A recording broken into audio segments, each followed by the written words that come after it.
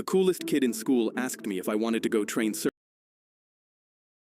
Right as I was about to say yes, my best friend Sam stopped me. "Are you insane? That's dangerous." But I pointed at the matching safety watches he made us both wear. "You won't even let me ride a bike without one of these. You're too safe and boring. I just want to have fun." Drew was already climbing toward the tracks and screamed, "Are you?"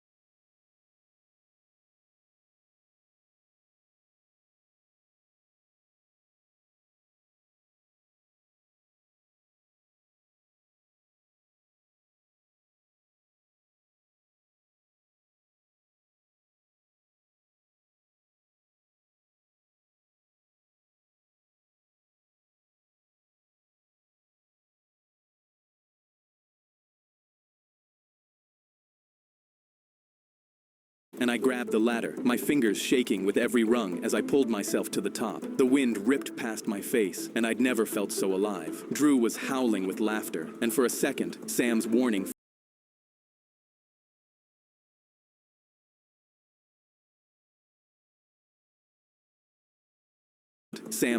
felt stupid, but then we heard sirens. Cops saw us and were chasing the train, screaming at us to get down. My heart pounded because this wasn't fun anymore. It was terrifying. The train lurched faster and I dropped flat, my knuckles white against the cold metal roof, my heart slamming so hard my safety watch buzzed, flashing 180. I couldn't move. "Drew, I can't move. Help me." But Drew was already swinging down the ladder to jump. He looked back at me and smirked. "I'm not helping you. Not my fault you're a puss-puss." Then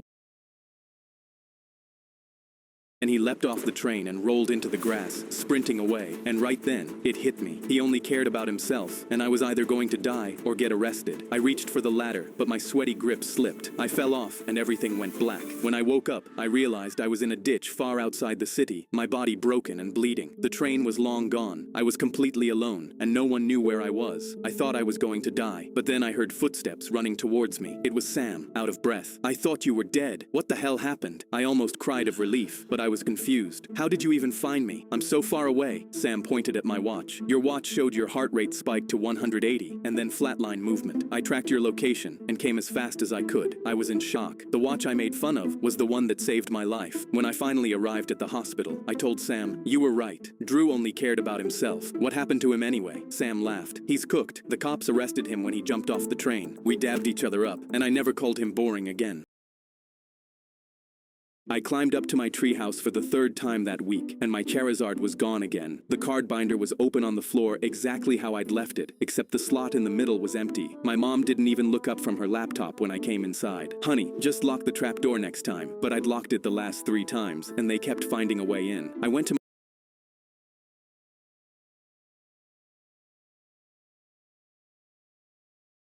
my room, closed the door, and started thinking about how Kevin McAllister would handle this. I grabbed a bag of flour from the pantry and a bottle of maple syrup off the counter.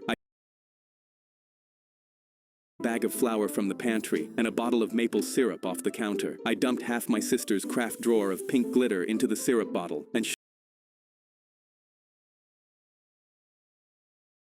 the inside looked like a snow globe. Up in the treehouse, I rigged a flour bucket and a syrup bucket above the trapdoor, with a string set to tip them when the door swung open. Then I pulled my second best card, a holographic Blastoise, out of my binder and laid it in the middle of the treehouse floor, where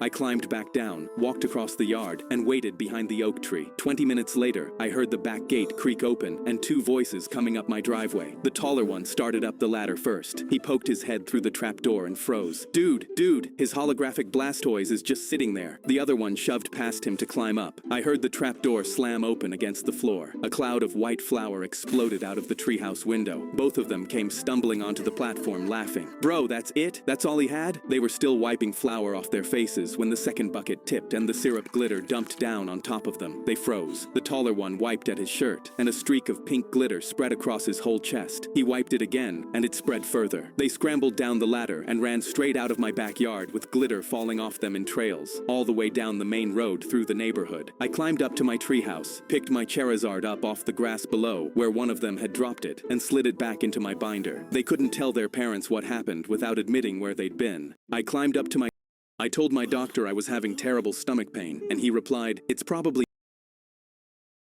He turned to me with a pale look. He set a printed x-ray on his desk. "It's stage 3 stomach cancer." He told me we needed to operate before I could even react, and I signed the paperwork in a daze. I got prepped for the operation, and the anesthesia mask went over my face. But then I woke up minutes later. I tried to move my fingers or open my eyes, but nothing worked. I heard the doctor from earlier, and his assistant scrubbing in nearby, talking about opening me up. I was terrified and tried to scream, but no sound came out. But then suddenly, the doctor's voice changed. "We'll take the left kidney." I froze, and the doctor continued, "We'll take a piece of his liver too. Pocket the 100,000, and he walks out tomorrow thinking we cured him." The assistant asked, "What about the cancer story?" The doctor replied, "He's got a scar. He's got a recovery plan. He won't know it was just a stomach bug." My arms, but nothing worked. I heard the doctor pick up a scalpel, and I prayed for my fingers to just move because I didn't want my organs harvested. Suddenly, one of my fingers twitched. Then my whole hand opened. The doctor lifted his scalpel over my stomach, ready to make the first incision, but I shot up on the operating table. I slapped his hand away and immediately ripped the IV out of my arm. I sprinted out of the operating room and ran down the hallway, past the stunned nurses, and burst out the front of the hospital still in my gown. Having my organs still intact felt so good I completely forgot about my stomach.